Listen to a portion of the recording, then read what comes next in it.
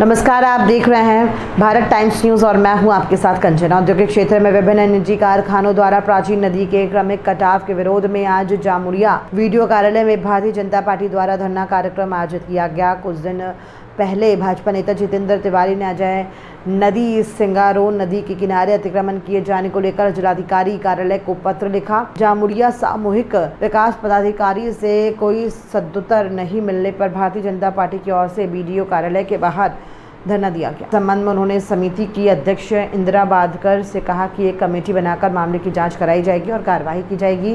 इस बारे में जितेंद्र तिवारी ने कहा कि उनका कोई आपत्ति नहीं है कि कौन कितना पैसा रोजगार कर रहा है, किसी को भी हजारों करोड़ रुपए कमाने का अधिकार है, लेकिन वो सरकार द्वारा बनाए गए नियमों का उल्लंघन नहीं कर सकता। या प्रकृति ने हमें जो नदी, पेड़, जंगल आदि दिए हैं उनको नष्ट करके किसी को भी पैसा कमाने का अधिकार नहीं है। यहाँ पर यही हो रहा है और प्रकृति की रक्षा के लिए ही ये आंदोलन किया जा रहा है। उन्होंने कहा कि आंदोलन यहाँ के लोगों के लिए किया जा रहा है, क्योंकि जब कुछ दिन पहले यहाँ पर बाढ़ आई थी तो स्थिति इतनी भयावह हो गई थी कि अगर उसे दिन किसी की जान भी चली जाती तो उसे अंतिम संस्कार करने की जगह नहीं थी। उन्होंने कहा कि इसलिए ये लड़ाई यहाँ के लोगों की लड़ाई है, जिसमें सभी को समर्थन करना चाहिए। उन्होंने कहा कि अगर इस लड़ाई में सम्मिलित होने की वजह से पुलिस झूठे मामलों में किसी को फंसाती है तो उसके खिलाफ भी देश के संविधान के अनुसार कार्रवाई की जा सकती है। और अदालत में अगर ये प्रमाणित हो गया कि पुलिस द्वारा किसी को झूठे मामलों में फंसाया गया है तो पुलिस के खिलाफ भी देश के संविधान के अनुसार कार्रवाई की जा सकती है। उन्होंने साफ कहा कि ये लड़ाई यहाँ की प्राकृतिक संपदा को बचाने की लड़ाई है। जितेंद्र तिवारी ने कहा कि उनको इस बात से कोई आपत्ति नहीं है कि कौन कितना रोजगार कर रहा है, लेकिन देश के संविधान के अनुसार काम करना होगा और अगर ऐसा नहीं किया जाएगा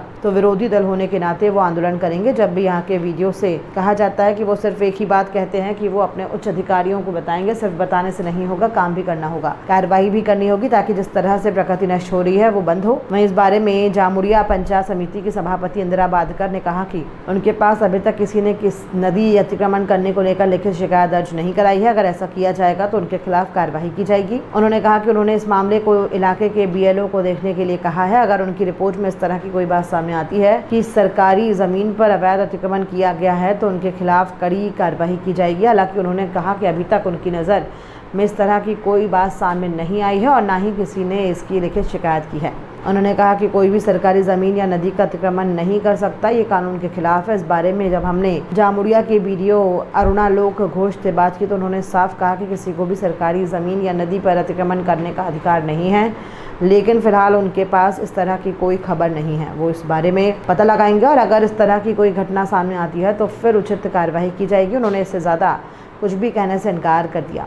जब उनसे पूछा गया कि क्या किसी को भी नदी पर अतिक्रमण करने का अधिकार है तो उन्होंने कहा कि सरकारी नियमों के अनुसार ऐसा नहीं किया जा सकता है, लेकिन फिलहाल उनके पास इस तरह का कोई खबर नहीं है। इस कार्यक्रम में मुख्य रूप से उपस्थित थे मंडल 1, 2, 3 के अध्यक्ष जय गणेश सिंह, ब्रजमोहन पासवान, रमेश घोष, OBC मोर्चा जिला अध्यक्ष अमिताभ गोराई, विधानसभा को कन्वेनर गौतम मंडल, राजीव गिरी, दीप बनर्जी, गोपी पात्रा समेत अन्य कार्यकर्तागण। আমি এখন ইনকোয়ারি করতে চাই, ওটা দেখবো, তারপর কিছু একটা বলবো। আমি আর কিছু বলতে দীর্ঘদিন ধরে তো সমস্যা এরকম বিক্ষোভ আন্দোলন দীর্ঘদিন ধরে চলছে, তো কি মনে করছেন আপনারা বিষয়টা এখনো পর্যন্ত লক্ষ্য করেননি? আমরা যাব তো দেখতে যাব, তারপর আমরা কিছু একটা বলবো। এই মুহূর্তে আমি আর কিছু বলতে পারবো না। आज 15 दिन पहले बैठक हुआ था सिंगारा, लेकिन आप उसमें थे कि नहीं? আপনার BDO অফিসে বা আপনার দপ্তরের ঠিক সামনেই রয়েছে সিঙ্গারা নদীর গতি রাস্তা। ওই রাস্তা দিয়েই সিঙ্গারা নদীকে দখল করা হয়েছে একাধিক কারখানা। আপনার কি নজরে পড়েনি এতদিন দপ্তর আসে? না, আমি BLO স্যারকে বলেছি, BLO স্যার বলেছিলাম আমি ইনকোয়ারি করে আসবো। তারপর আমি আরেকবার BLO স্যারকে বলে দেবো যে এটা একবার দেখে আসবেন। আমার ভূমি কর্মদক্ষ আছে, ওনাকেও আমি ডাকবো। বেশ কয়েকটা কলকারখানা এখানে নদীকে ঘিরে নিজেদের কারখানা গড়ে তুলেছে, তো সেগুলো নিয়ে আপনারা কিছু ব্যবস্থা গ্রহণ করেছেন বা কি পদক্ষেপ থাকতে ওটা পারে? BDO স্যার বলতে পারবে। হ্যাঁ, কি পদক্ষেপ হবে? আপনার তো কিছু পদক্ষেপ থাকবে। আমি এই মুহূর্তে কিছু বলতে পারবো না। না, আপনি তো দপ্তরে আছেন সভাপতি, আপনার তো বিষয়গুলো কি জানিয়েছে আপনাদের কেউ? এটা কি কেউ কোথাও আপনাদের লিখিতভাবে? না, লিখিতভাবে কেউ কিছু দেয়নি। কেউ দেন না। মৌখিক কয়েকদিন আগে বর্ষা হয়েছিল, কিছু লিখিত আসেনি আমাকে। লিখিত আসেনি, আমি বলছি ভেসে গেছে। আমি জানি নদী যে দূষিত হয়ে যাচ্ছে, নদীর জল যে আপনার দূষিত হয়ে যাচ্ছে সে সম্পর্কে কিছু জানেন? এই পাশেই আপনার BDO অফিসের ঠিক লাগোয়া অংশে? না, আমি ওখানে কোনোদিন যাইনি বা দেখিও নাই। যদি এই ধরনের অভিযোগ আপনার কাছে, কি ব্যবস্থা নেবেন? ব্যবস্থা নেওয়া আমি দেখবো, তারপর ওই সিচুয়েশনটা দেখবো যে আমি কি মানে হয়ে আছে ওখানটা যাবো, তারপর দেখে কিছু বলবো। আমি এই মুহূর্তে কিছু বলতে পারবো না। আর একটা প্রশ্ন হচ্ছে, নদী কি দখলের কথা বলেন? না, কেন যাবে? ওটা তো আমাদের খাস জমির মধ্যে পড়ছে, সরকারি এরিয়া পড়ছে, কেন দখল করতে পারবে? সেটা বিএলও স্যার দেখে নেবে। যদি দখল করা হয় আছে, সে তো আমাদের বিএলও স্যার আছে। যদি কেউ দখল করে নিয়েছে নদীর জমি, তাইলে কি পদক্ষেপ নেবেন আপনারা? সেটা আমার বিএলও স্যারকে আমি একবার আলোচনা করবো, তারপর আমি বলবো এটা। আপনার নাম পরিচয় দিতে হবে। আমার নাম ইন্দ্রা বাদ্যকর, জামুরিয়া পঞ্চায়েত সমিতির সভাপতি। সিঙ্গারনন্দী আমি আমাদের কাছে বিভিন্ন সংগঠন বা রাজনৈতিক দল থেকে বিভিন্ন তারা এসেছে। ওদের বক্তব্য ছিল যে নদী সংক্রান্ত, তো আমরা সেই নিয়ে মাসখানেক আগে একটা মিটিংও করেছি পঞ্চায়েত সমিতি সবাই যারা ছিল, এবং স্থানীয় যে যারা নাকি ইন্ডাস্ট্রির যারা ছিলেন তাদেরকে নিয়ে মিটিংটা করা হয়েছিল। এবং তাদেরকে আমরা বলে দিয়েছি যে সেখান থেকে ইন্ডাস্ট্রিয়াল ওয়েস্ট যাতে জলের মধ্যে ডাইরেক্টলি না ফেলে বা এনফোর্সমেন্ট যেন না থাকে, পাশাপাশি ওদেরকে পরিবেশ বান্ধব করার জন্য, বৃক্ষরোপণের জন্য আমরা ওদেরকে সাজেস্ট করি। বেশ কয়েকটা কলকারখানা তাদের মানে জমি এই সিঙ্গারা নদীকে ঘিরে বানিয়ে দিয়েছে। সেটাও নিয়ে আলোচনা হয়েছে। আমি এবারে যা পরবর্তী পদক্ষেপের ব্যাপারে আমরা ঊর্ধ্বতন কর্তৃপক্ষকে জানাবো। স্যার, একটা প্রশ্ন হচ্ছে যে নদী কি দখল করা যেতে পারে? অজয় নদের পার ঘিরে চোখ না, এই প্রশ্নটা আমাদের এখানে যেটা যে সমস্যাটা সেটা আমি ঊর্ধ্বতন কর্তৃপক্ষকে জানিয়েছি। না, সিঙ্গারার নদী কি দখল করা যেতে পারে? নদীকে কোনোদিন কেউ দখল করতে পারে কিনা আমার সাথে জানা নেই। যারা এটা গতিপথ পরিবর্তন, গতিপথ পরিবর্তন কিন্তু দেখা যাচ্ছে বেশ কয়েকটি কারখানা। না স্যার, গতিপথ পরিবর্তন বলে দেবো। আমার যেটুকু বক্তব্য আমি সেটা বলে দিচ্ছি, বলার জায়গা নেই। ঠিক আছে। এখানে গ্রামবাসী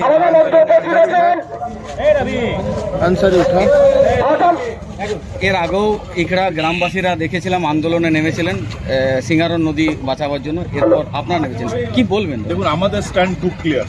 আমরা নদী রক্ষার পক্ষে এবং বাকিদেরকে তাদের স্ট্যান্ড ক্লিয়ার করতে হবে। তৃণমূল কংগ্রেস কার দিকে সেটা ঠিক করুক, জেলা প্রশাসন কাদের দিকে তারা ঠিক করুক, সিপিএম কার দিকে তারা ঠিক করুক। ভারতীয় জনতা পার্টি যারা অন্যায় করেছে, যারা নদী দখল করেছে, নদী পথ যারা ডেভিয়েট করে দিচ্ছে, আমরা তাদের বিরুদ্ধে যা যা কর, গণতান্ত্রিক ব্যবস্থা যা, আমরা তো লাঠি নিয়ে কারোর সঙ্গে লড়াই করতে পারবো না।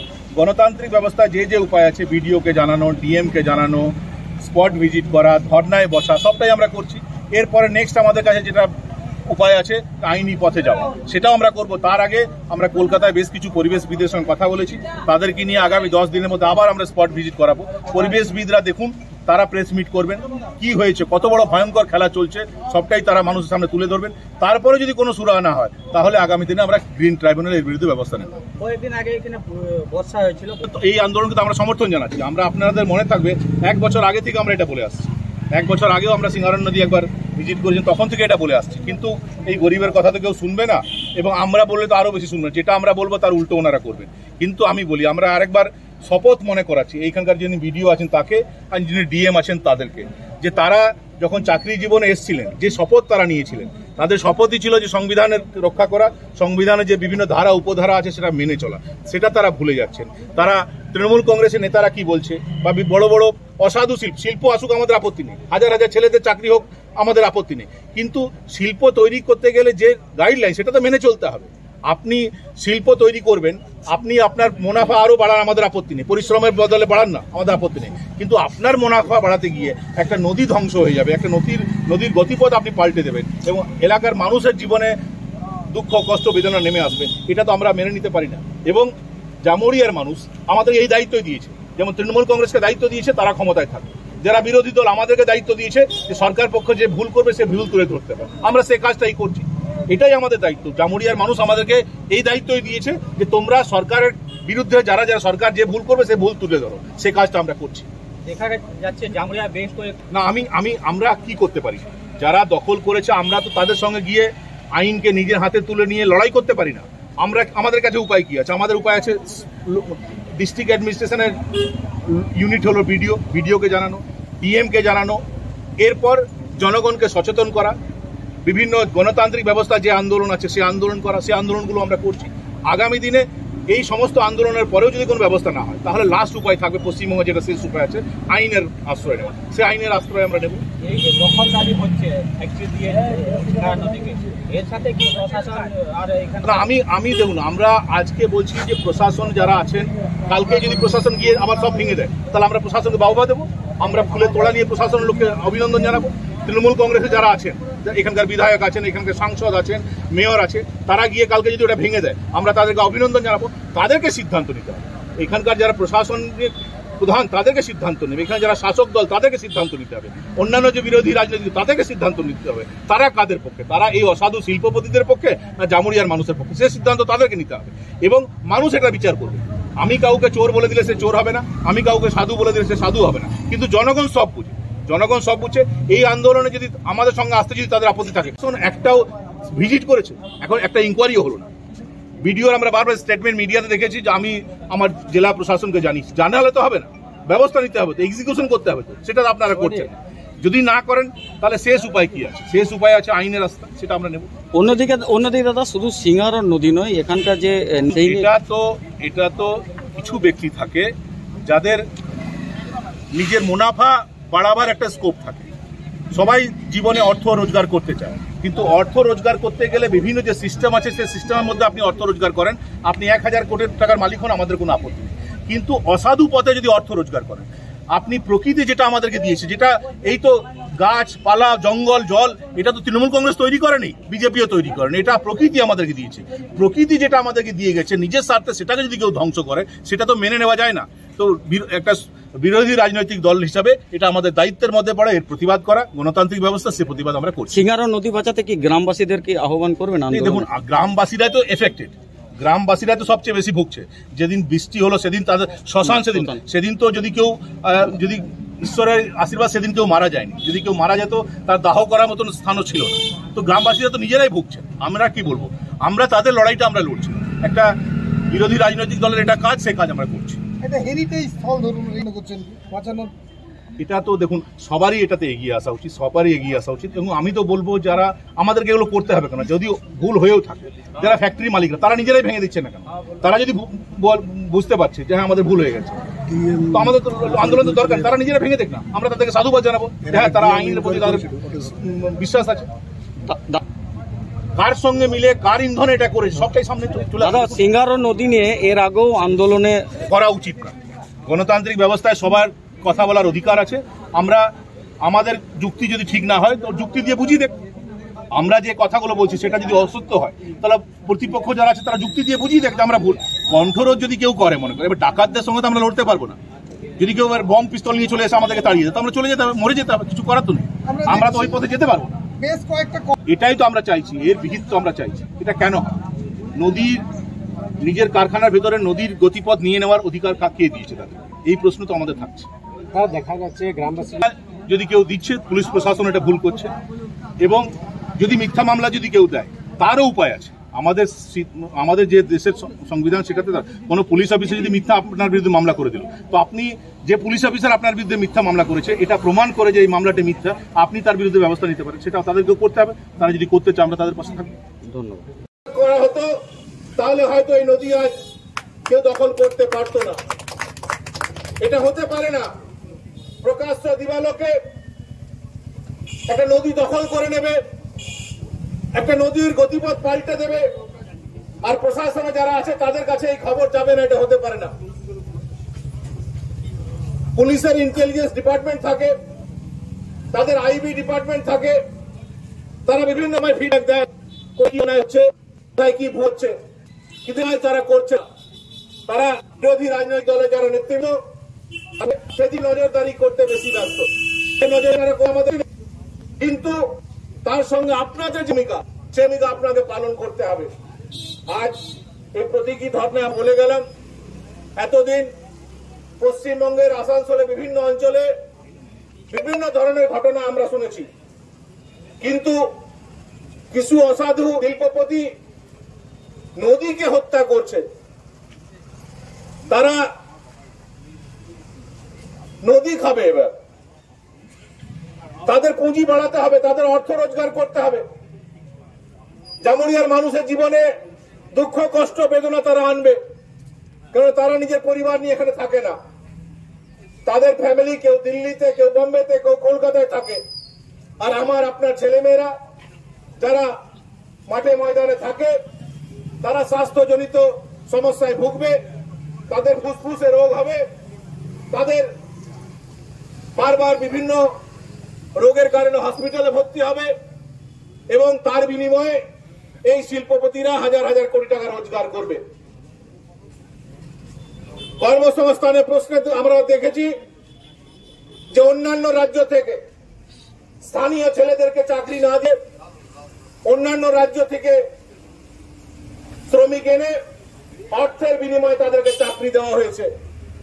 স্থানীয় ছেলেরা চাকরিও পাচ্ছে না, স্থানীয় ছেলেরা কর্মসংস্থান পাবে না, স্থানীয় ছেলেদের স্বাস্থ্যজনিত সমস্যায় ভুগতে হবে। আর বাইরে থেকে কিছু লোক এসে আমাদের নদীর গতিপথ পাল্টে দিয়ে হাজার হাজার কোটি টাকা রোজগার করবে এবং আমরা বসে বসে দেখবো। এটা আর বেশি দিন চলতে পারে না। আজকে আমি চলে যাওয়ার পরেও আমাদের মন্ডলের তরফ থেকে এবং জেলা থেকে আমাদের ওবিসি মোর্চা সভাপতি এসছে, তারা বক্তব্য রাখবেন এবং ভিডিওকে আজকে স্মারকলিপি দেওয়া হবে। এরপর আগামী 3-10 মধ্যে আপনারা জানেন ইতিমধ্যেই কলকাতার যে লেক, সেই লেককে ধ্বংস করার চেষ্টা হয়েছিল এবং বেশ কিছু সংগঠন মিলে আমরা কলকাতায় সেটা আটকে দিয়েছি হাইকোর্টে গ্রিন ট্রাইব্যুনালের মাধ্যমে। আগামী 10 দিনের মধ্যে যদি ব্যবস্থা না হয়, 10 দিন পর সারা বাংলায় যারা পরিবেশবিদ আছে, যারা পরিবেশ নিয়ে কাজ করে, যারা সবুজায়ন নিয়ে কাজ করে, তাদেরকে নিয়ে আবার আমরা সিঙ্গারন নদী এবং অজয় নদী ভিজিট করব এবং তারপরে যদি ব্যবস্থা না হয় তাহলে লাস্ট উপায় যেটা আমাদের কাছে আছে, গ্রিন ট্রাইব্যুনাল বা হাইকোর্টে যেতে আমরা বাধ্য হব।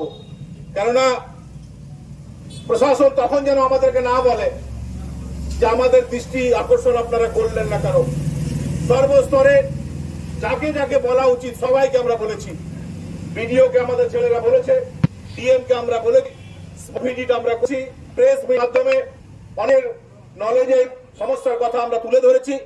এরপরেও যেহেতু আপনারা কর্ণপাত করছেন না, বিশিষ্ট জনেদেরকে নিয়ে যারা পরিবেশ নিয়ে কাজ করেন, যারা এক্সপার্ট, তাদেরকে নিয়ে আরেকবার আমরা স্পট ভিজিট আগামী 10 দিনের মধ্যে করাবো এবং তারপরেও যদি কোনো সুরা না হয় তাহলে গ্রিন ট্রাইব্যুনালে এর বিরুদ্ধে আমরা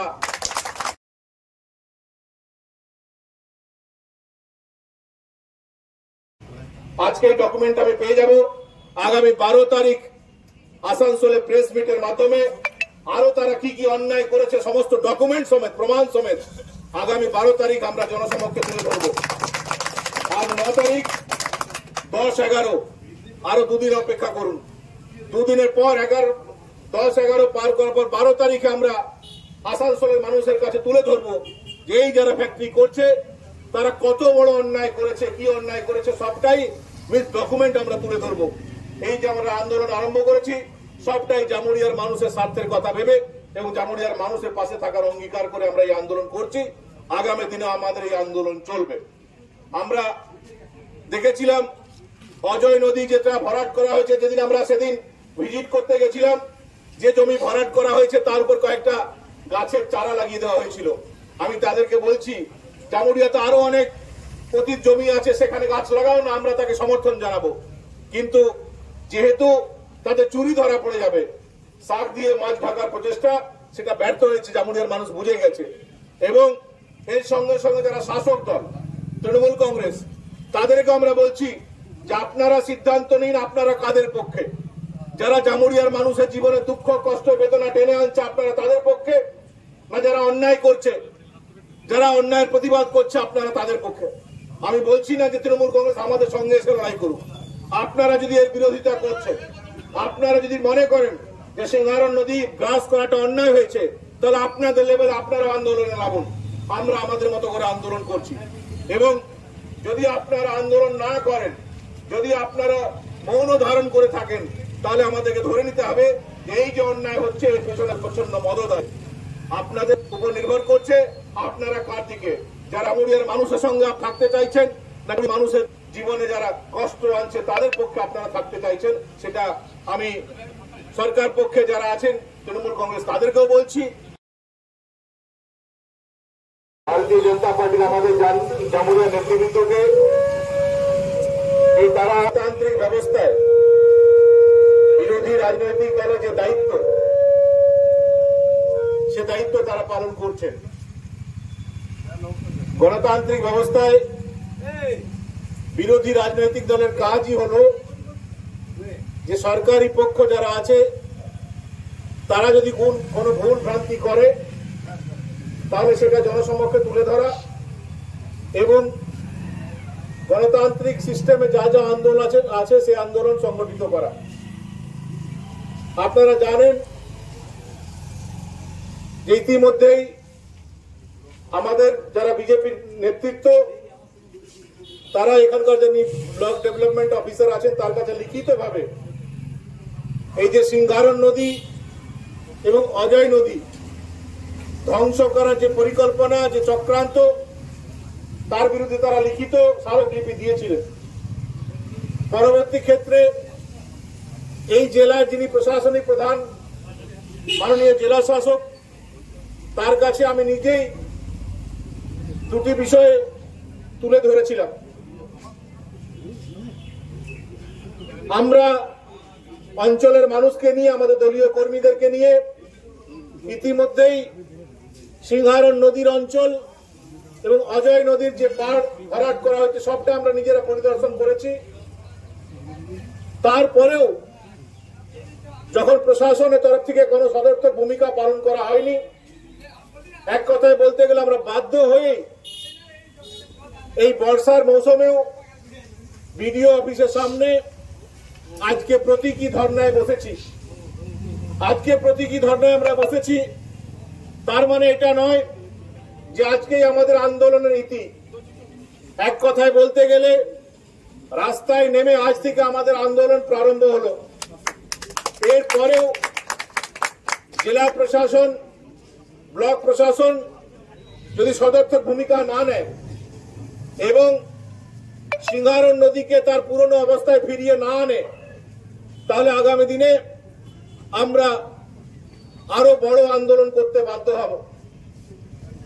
আজ দেখছি যে এই আন্দোলনকে কেন্দ্র করে অনেক পুলিশি ব্যবস্থা করা হয়েছে।